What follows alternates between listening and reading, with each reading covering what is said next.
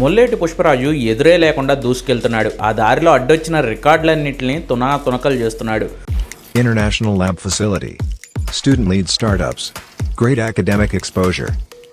KL, deemed to be university.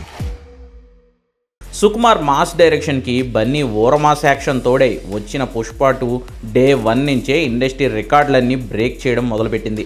ఇప్పుడు 14 రోజుల run పూర్తయ్యేసరికి ఏకంగా 1500 కోట్ల రూపాయల కలెక్షన్ను దాటేసింది పుష్ప 2.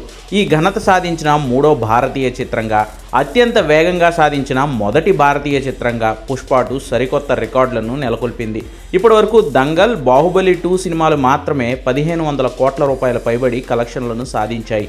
మరో 300 కోట్ల రూపాయలు కనుక పుష్ప 2 కలెక్ట్ చేస్తే బాహుబలి 2 పేరు మీద ఉన్న 1800 కోట్ల రూపాయల కలెక్షన్ల రికార్డును బ్రేక్ చేయడంతో పాటు ఇండియాలో అత్యధిక కలెక్షన్లు సాధించిన తొలి చిత్రంగా నిలుస్తుంది.